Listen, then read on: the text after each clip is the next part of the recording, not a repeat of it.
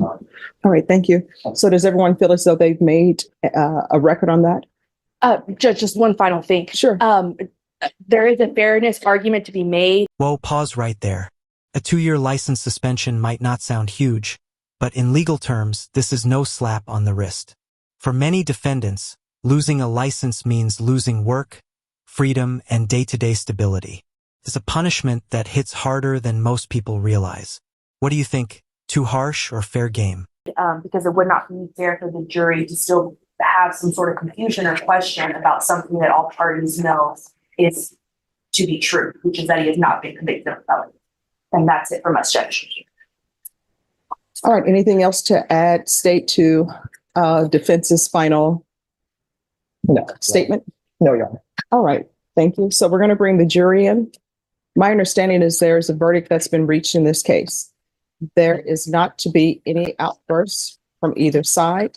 If there are outbursts, what will end up happening is you may not be allowed back in the courtroom. Does everyone understand? Yes, Your Honor. Yes, Judge. All right, Deputy, May we get a ruling on our request? for what? This is the judge laying down the law before the verdict. Why? Because emotions can explode at this stage. We're about to hear whether this person spends years in prison or walks with probation. One wrong shout from the gallery and boom, people can get removed.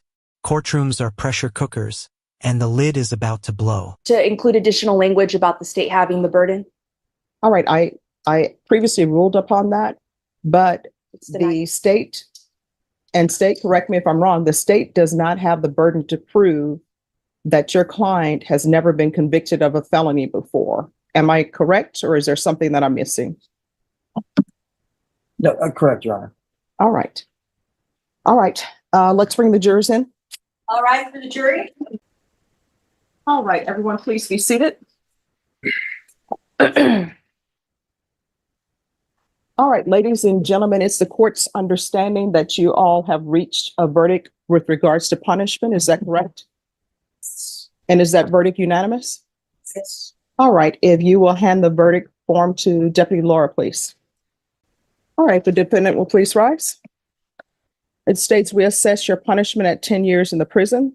There's a $10,000 fine, and they are recommending that your confinement be suspended and you be placed on community supervision. Would anyone wish to have the jurors poll? State? Yes, Your Honor. All right, you may be seated. I'm going to ask each one of you if this is. And here it is, the big twist. 10 years in prison, but suspended for probation. This means the defendant avoids prison time if they play by the rules for the next decade. Imagine living under that sword for 10 years. One slip up, and you're back facing the full sentence. Your verdict. If this is your verdict, I need you to say yes. If it is not your verdict, I need you to say no. Does everyone understand? All right, we'll start on the back row. Is this your verdict? Yes. Is this your verdict? Yes. Is this your verdict? Yes. Is this your verdict? Is this your verdict? Is this your verdict? Is this your verdict? Is this your verdict? Is this your verdict? Is this your verdict? Yes. Is this your verdict? Is this your verdict? All right, ladies and gentlemen, I'm going to excuse you for now. If you'll wait for me in the jury room, and I will come back and meet with you at that time. Everyone, please rise for the jurors. All right, the court is going to proceed with sentencing. With regards to the length of time on probation, does anyone have any input they would like for the length of probation time? State? Yes, Your Honor. We're requesting 10 years probation. Defense? Yes, Judge. We agree. All right, the court then is going to follow the juror's verdict, sentence you to 10 years in the prison, suspended and probated for 10 years. There is a $10,000 fine. The court is going to order 180 days in the Bexar County Jail as a condition that will begin today. The court is going to order safety, and the court is ordering safety based upon the testimony that the court heard during the trial. There's going to be regular reporting by Zoom or in person. There's going to be regular random UAs, proof of employment. State, is there anything else you would request in way of conditions?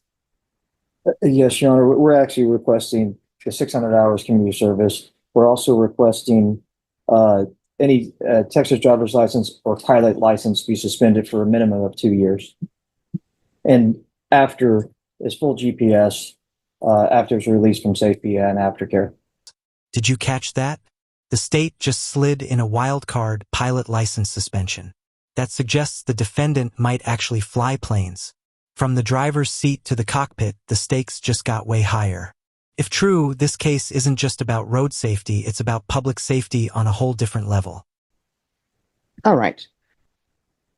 With regards to the community service hours, the court will set the community service hours at 350 hours. Defense, would you like to speak with regards to the license suspension? Judge, I completely misspoke and we would be requesting a PSI. I Oh. don't know if that can be corrected at this point. Well, PSIs, once the jury has been elected to pass punishment, the court does not need to consider a PSI. Understood, Judge. All right, thank you. Thank you. So it'll be 350 hours community service restitution and 2-year driver's license suspension.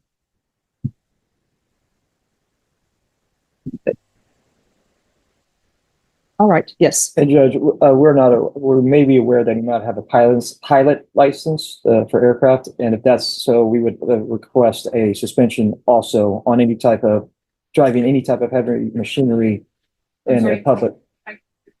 Just 1 second. I'm sorry. The printer is very loud. All right, yes. Any type of heavy machinery that's operating in public, obviously, or at work.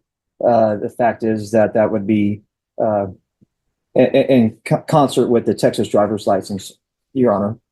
All right. Well, what the court is going to order is a 2-year license suspension, period. 2-year driver's license suspension. So it doesn't matter if it's Texas, Louisiana, or where it may be. So there's going to be a 2-year driver's license suspension. And I'm assuming that if someone has a pilot's license, that encompasses driver's license. But if it doesn't, let me be clear, the 2-year driver's license suspension applies to a pilot's license as well. Thank you. Now, with regards to his employment, if they're allowing him to be a forklift driver or whatever on their property, that's in their purview. All right, Mr. Castro, did you review the document entitled Trial Court Certification of Defendant's Rights to Appeal with your attorney?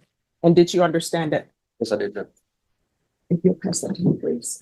You have a right to appeal as this was a jury trial.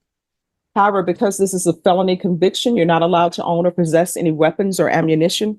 If you have a question of what a weapon or ammunition is, you'll need to speak to an attorney. Do you understand? Yes.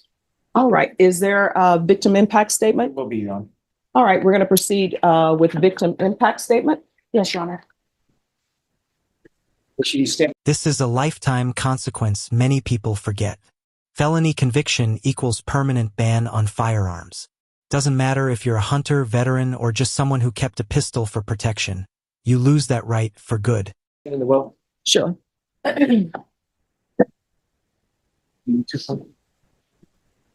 No, Judge, can I just have a moment to speak to my client? sure. As you've seen, this is my daughter, Alexandra Seibert. You've never once offered any sense of regret or remorse. I've been in this courtroom for every hearing, 15 times. You've laughed and giggled in there. It was all a big joke because you plan to get out. She's not the first young lady's life you've ruined. I'm hoping she'll be the last, but she's the third. You need to start accepting responsibility. You might have the money to hire somebody who can fluff the truth for you, but let me tell you something. This is my daughter, and this is where you put her. And this is my husband, and this is myself tending to her. You've got a daughter, you brought her in the first hearing. She was 14 at the time. You thought that would make a difference. You wanted sympathy, but you didn't give my daughter any. Let me tell you something. You need to look at my daughter and think about your daughter, because there are people out there like you Your daughter can be sitting on the road and someone just like you who had spent the whole night from 6. This is where the courtroom turns raw and human. The victim's mother isn't just pointing fingers. She's forcing the defendant to face a mirror. Her words hit like a hammer. Think about your daughter. In moments like these, the courtroom silence is deafening. Let me ask you, if you were on the jury, how much weight would this emotional testimony carry? Going to 4 bars, plowing into her, lying, misrepresenting the truth, killing your daughter just like you killed mine. You need to think about that when you lay your head down at night, that your daughter's just as vulnerable as mine was. And all those other women, you did things to.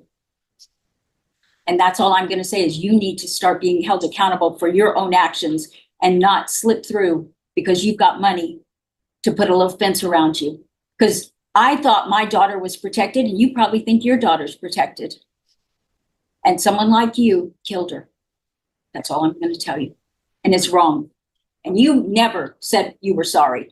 Your mom said she felt bad, but you never once, not in that whole entire thing. And instead you took a picture of her car. You got that posted on your Facebook page like you had other things posted? That's all I'm asking. You need to think about it because God's watching you.